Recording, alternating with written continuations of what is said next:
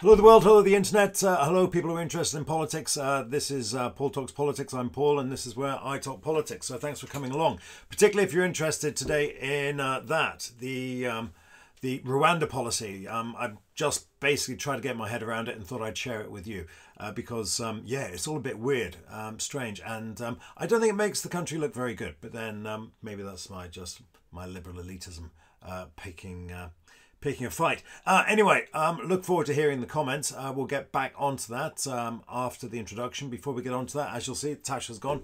Thanks for the intro. Thank you very much for the contributions to Movember. Haircut, eyes getting better. But I'm digressing. Let's get right back onto it, and we'll be back after the introduction. So see you guys in a minute. Okay, don't touch that dial. Bye for now.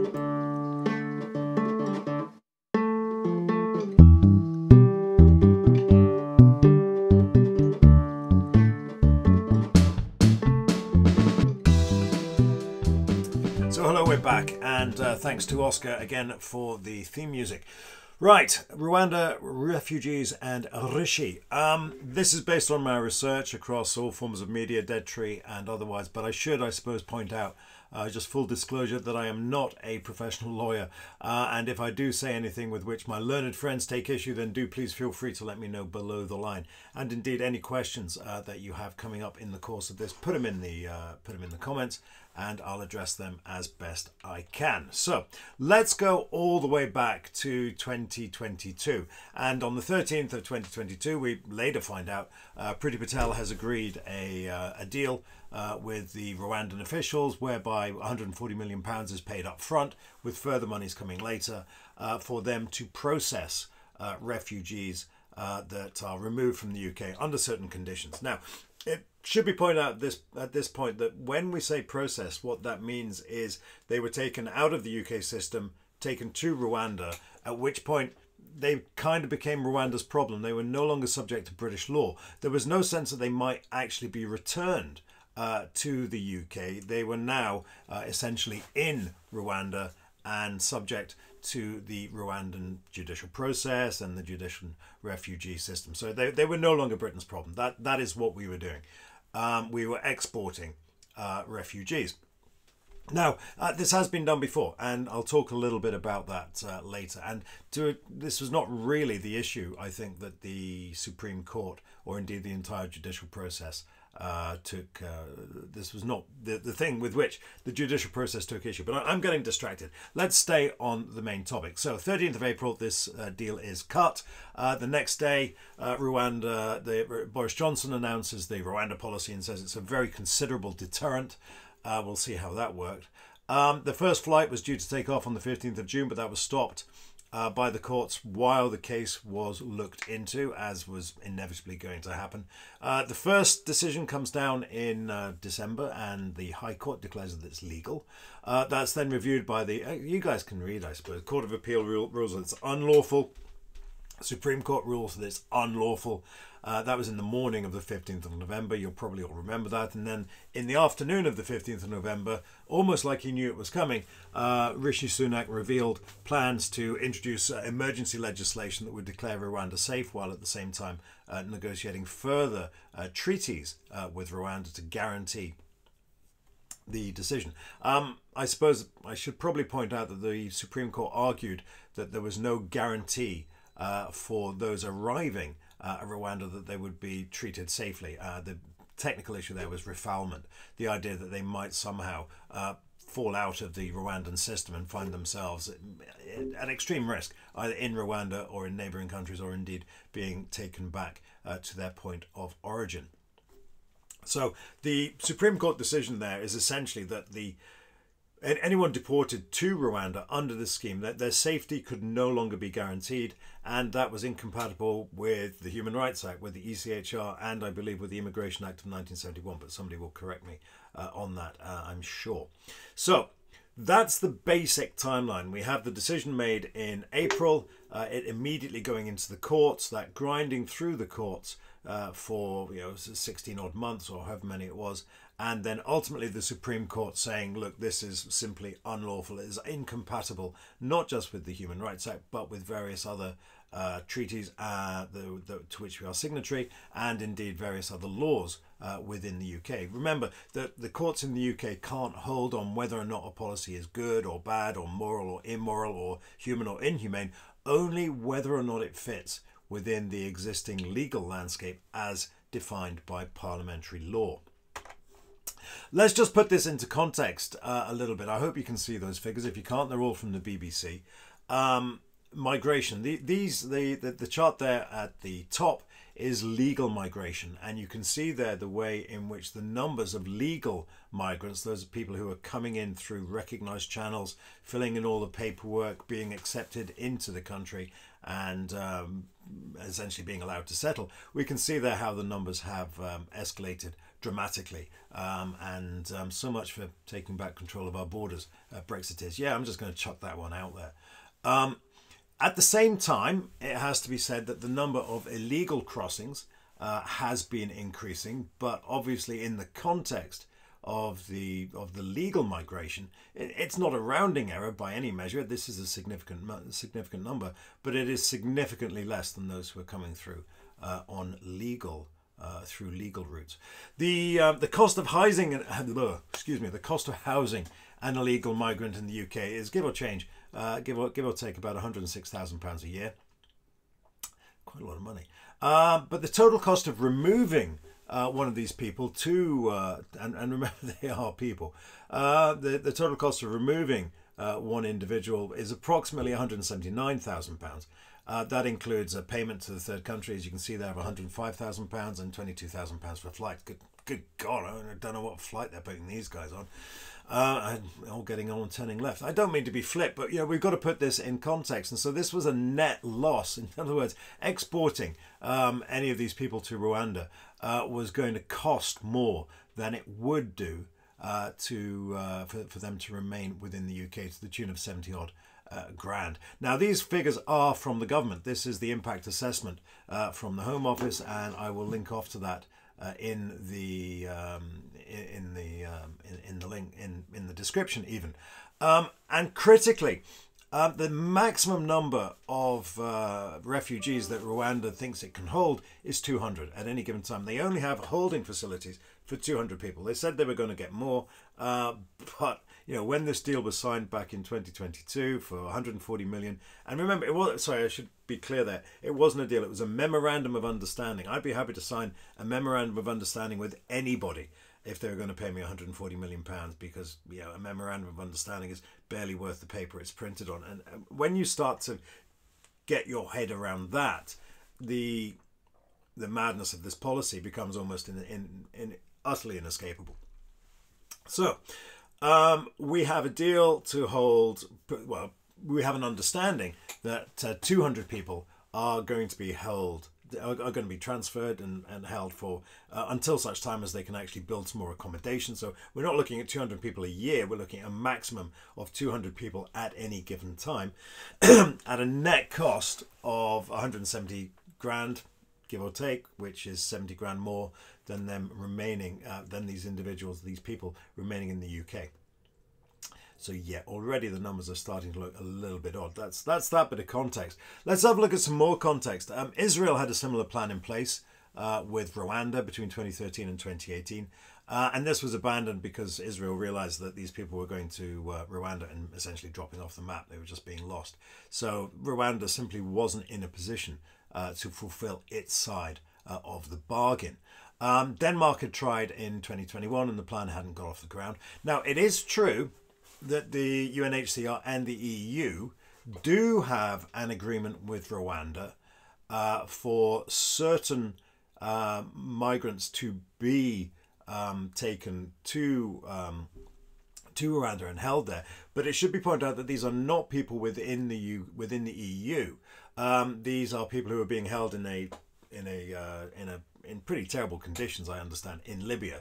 And so in that sense, the idea is, if they're being held in these camps in Libya, then actually it probably is preferable to be in Rwanda. Again, that is a sort of transitory deal involving these poor souls who haven't been able to get onto boats to cross Europe yet, and so cross into Europe yet, and so they are being taken from Libya and placed in Rwanda, from which I understand they pretty much immediately just make their way back up towards the coast. One last bit of important, really important context here is that in 2009, the Rwandan government started extradition. I think actually 2007, they started extradition proceedings against 4 or 5 individuals who had claimed asylum in the UK in the aftermath of the Rwandan genocide. If you don't know about the Rwandan genocide, I don't have the time or the emotional energy to discuss that here. But essentially, in the 90s, we had this extraordinary moment in Rwanda where the Hutus rose up and massacred hundreds of thousands of Tutsis. I should know the exact number, but can't come to the top of my head at the minute, but staggering numbers of people slaughtered by their neighbours.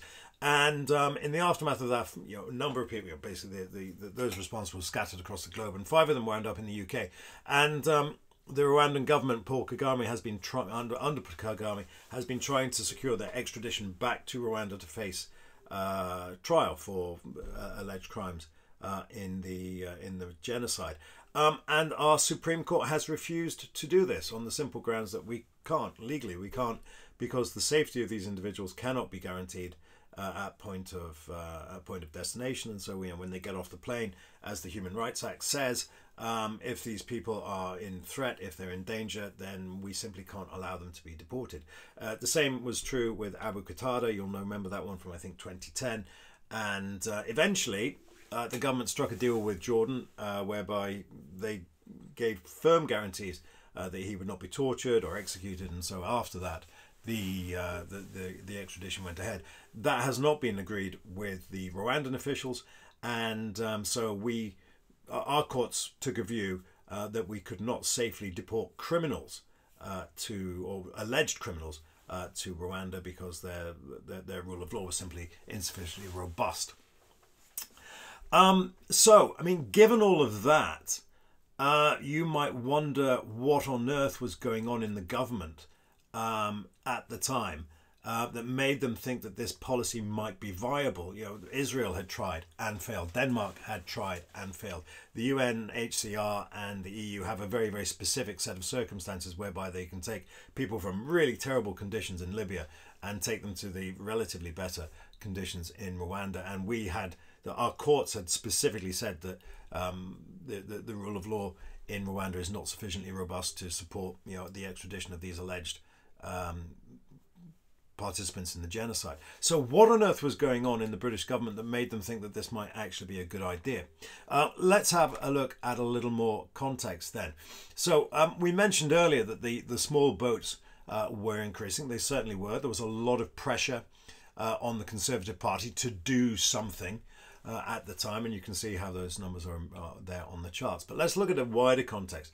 December 2021, we're in the heat of Partygate. Boris Johnson is getting enormous flack from pretty much everybody, and he's just not doing himself any favours with his bizarre appearances in front of every single authoritarian board in which he's presented. And this is causing tremendous embarrassment for the Parliamentary Conservative Party, who are consistently being urged and encouraged to support Johnson and defend the indefensible. And we will all remember those excruciating scenes where government ministers were ruled out and they were arguing that black was white and up was down, and the entire country was just going, is this for real?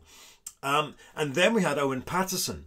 Now, if you can't remember the Owen Paterson affair, here we had an individual who was basically caught by the Parliamentary Standards Committee with not just 1, but 2, 3, 4, 5 hands in the till at any given time. And again, the decision of the government, specifically of Boris Johnson, was to defend him. And Tory MPs were sent out onto the doorstep, again, trying to defend the indefensible. And massively, massively embarrassing for all these Tory MPs who went out, I think it was on a Friday, going to say, look, we are standing by Owen Paterson, and then even as they're going out, the government does a reverse ferret and suddenly they chuck Paterson under the bus. And so the MPs are just made to look incredibly stupid, I think, because they're just being asked to do daft things. They're defending Johnson's party record. They're defending Owen Paterson. You know, things were looking pretty terrible at this point. Now, it didn't get any better. In May 2020, we had local elections, which were catastrophically bad for the Tory party. And then as we get into June and July, we enter Johnson endgame. He wins a confidence motion, but the very fact they had to have one is massively embarrassing for the Parliamentary Conservative Party. They lose 2 by-elections that are caused by people having resigned in terrible circumstances. Then we've got Chris Pincher. We've got another appalling decision by Johnson. Sunak resigns, Javid resigns, and then we have a cascade of resignations after that. So in terms of what on earth is going through the Conservative mind at this moment, I think the only possible explanation, given that the context, given that the contextual situation involving Rwanda this was never going to work, you know. But hey, things are even worse, if you like, on the domestic scene. So this is classic dead cat strategy. Now, the idea of the dead cat is, you know, no matter how bad things are going, or when things are going terribly, terribly bad, the idea is, look, you chuck a dead cat on the table and everyone goes, oh my God, a dead cat, and they forget about everything else. Now, allegedly, if you do a scroll on the internet about this, you'll find that one of the first journalists to bring this into the popular lexicon was some Boris Johnson, Esquire. So he knows exactly what a dead cat strategy is, and there's some wonderful stories about how the suggestion that he was a fan of painting buses was designed to draw internet traffic away from the £350 million promise on the Brexit bus. I don't know whether or not he's capable of performing that sort of stunt, but this can only possibly be a dead cat strategy, because it was never, ever, ever going to work. There was no way the courts were going to allow this to work. If we can't extradite people to Rwanda because they don't have a sufficiently robust criminal justice system, then how on earth can we trust them how on earth can we trust the system, with large numbers of 200 vulnerable refugees? Well, you know, this is why, because what we're looking at here is a dead cat strategy. Now, obviously, for Johnson, it didn't work. He made it to June, July. You know, then events just caught him up and tossed him under the bus. So the question then was, you know, okay, well, so much for Boris. What on earth is Sunak doing? Now, remember that when this policy was struck down, or rather when the courts declared that the policy was unlawful, that afternoon, Sunak stands up in PMQs and says, well, okay, we've got a two-pronged strategy here. We are going to agree a formal treaty with Rwanda, presumably much as we agreed with Jordan, in order to expedite the extradition of Abu Qatada, whereby there would be firm guarantees about the treatment and the handling and the processing of these refugees. Now, if that is a formal treaty, that is then going to be subject to parliamentary approval. That was a feature of the Constitutional Reform and Governance Act that came through in 2010. So any formal treaty that's going to be agreed with Rwanda needs to go in front of both houses of Parliament. Sunak then also said that he was going to introduce emergency legislation. Now, there is no such thing as emergency legislation. There's legislation. There's primary legislation and secondary legislation. You can get a burn-on legislation and try to get it through as quickly as you possibly can, but there is no formal idea of emergency legislation. It's just one of those things that a Prime Minister likes to say when they feel like they want to look busy. So he was going to introduce primary legislation to the House, and the function of this was to say that as far as Parliament was concerned, this extradition was safe, or Rwanda was a safe haven. Now remember that the courts can only uphold the will of Parliament, and if Parliament has passed a law saying that Rwanda is safe, then the Human Rights Act by necessity no longer applies. Well, it applies, but you can't use the Human Rights Act then, because we've got another law that says, you know, according to the rules that Parliament is playing by, the Rwanda is safe. So we've got a law saying Rwanda is safe. We've then got another law saying we're going to start extraditing people to Rwanda because it's safe. The job of the courts is to uphold the will of Parliament. They can't go back and investigate that law saying that the court saying that Rwanda is a safe haven. That is not within the court's jurisdiction. They don't have the ability to investigate that. They can only compare laws against laws. And if we've got a law that says Rwanda is safe, and we then have another law that says we can deport people to countries that are safe, and Rwanda is by definition safe, then it chocks away. Off we go. Now, the problem with that is that because this is primary legislation, this needs to go through both houses of Parliament. And it might very well get through the Commons, presumably after a fight. But it's highly likely that when it gets into the Lords are going to kick up a massive stink. Now remember, if you're looking at the difference between the House of Commons and the House of Lords in this sense, just remember that the Lords is, the House of Commons is neither neutral, independent, nor expert. It's not neutral because the government's got a majority. It's not independent because it's bound by party discipline and party obedience. And it's not expert because, let's face it, MPs simply don't know what they're doing. When we move to the House of Lords, the easy way to answer this is that the House of Lords is more neutral than the Commons. It is more independent than the Commons, and it is certainly more expert than the Commons.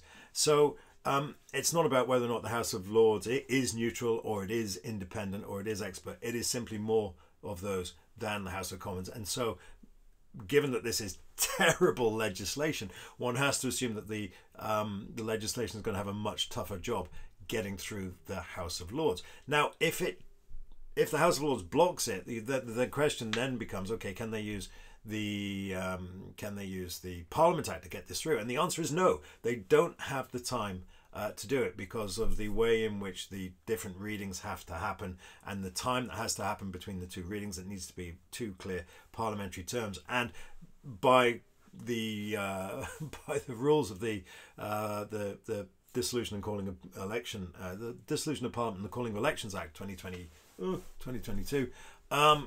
This Parliament has to be dissolved by November 24th. This is explained beautifully in an Institute of Government article that I will link off to. But anyway, the bottom line is this legislation is probably not going to get through. It probably get through the Commons. It will probably get stuck in the Lords. The government will think about trying to get the Parliament Act out, but they simply haven't got time because the next election, this Parliament has to be dissolved by November 2024. All of which begs the question then, why has Sunak decided to die on this hill? It's not going to work. There is no way this legislation is going to get through. He might very well get his formal treaty signed with Rwanda, then that has to be reviewed in Parliament, and that's both houses of Parliament, and that's going to take time. He might very well introduce his emergency legislation, but the chances of that getting through in time to rescue this deal are absolutely minimal. So why has he chosen to die on this hill? And I have to say, I have absolutely no idea. It doesn't make any sense at all. This was a dead cat policy for Johnson. It was never going to work for Johnson. And now here's Sunak with an election looming ever closer in his rearview mirror. And, how on earth is he going to... How on earth... what on earth is he thinking? This policy is just not going to work. And the only solution I can come up with is that Sunak has many problems. He's got Farage. I mean, Farage is in the jungle, allegedly without his mobile phone. Long may it continue. He's got Suella Braverman and the New Conservatives, for whom she allegedly thinks. We've got the Reform Party there, and all of these are chomping at Sunak's heels. Now, this policy, this small boat policy, is never going to persuade a Labour supporter or a Lib Dem supporter to suddenly go, oh, hang on a second, I think I'm going to vote Tory. This is never going to persuade anybody to switch lanes. It might persuade some of those who voted Conservative back in 2019 to stay with it, but based on the latest polling, they're leaving the party in droves as well. So who exactly is it for? And it's for that particular section of the Conservative Party who gets tremendously excited by immigration and this extreme right-wing authoritarian streak that the Conservative Party simply can't excise. And so we have Sunak being pulled around by these forces, and the reason why they're able to do that is because, as the jug demonstrates, there is nothing else. There is simply nothing else. There are no more policies. If anyone could tell me what this government actually stands for, again, comments below the line. Every time they try to come up with a policy, it gets utterly sidetracked by something else. You look back at the Conservative Party conference. We talked about reform to A levels. We talked about a couple of other things. What does everybody remember that? Well, they're going to cancel HS2. Whenever inflation comes down, well done. I'm sure that was entirely Rishi's achievement. And by the way, the fact that inflation is now at 5% instead of 10% means our stuff is still getting more expensive, just less quickly than it was previously. I don't know why we're clapping our hands about 5% inflation. But they have got no other policies. There's nothing there. And in the absence of sense, nonsense takes over. And so this becomes, it seems to me, the hill on which Sunak has decided to make his last stand. And I think, for the good of everybody, it has to be a last stand. And again, don't for a second infer from that I am a Labour supporter or a Lib Dem supporter. For me, at any rate, the rational position of any Conservative Party, anyone who believes in conservatism as an ideology that practices pragmatism and caution and good sense over crazy, lunatic, harebrained schemes, would dearly like to see their party back, and hopefully in control of somebody who knows what they're doing. And I think probably on that, I will shut up. I hope that helps. And again, apart from the somewhat partisan lurch at the end there, this is presented in genuine bafflement, because I just don't understand why Sunak has decided to link himself with bonds of steel to a policy that was never anything more than a dead cat, and so basically use that to drag himself over the precipice. I'll stop. I'm Paul. This is Paul Talks Politics. I've actually been talking a bit of politics for a change, as opposed to just banging on about how to pass the A-level exam. Anyone wants to make a comment below the line and tell me why I'm wrong and how wrong I am, I'm ready to roll with that. I'm big enough and ugly enough to take positive and constructive criticism as it comes. And anyone who's got any questions out there, then just do please let me know. And for God's sake, get involved in politics. We need a big vote coming up. I don't know what the best outcome is for anybody, but yeah, it's coming. It's coming quickly, and we need to have some good sense out there. I'm going to shut up before I say something I really regret. Nice to talk to you.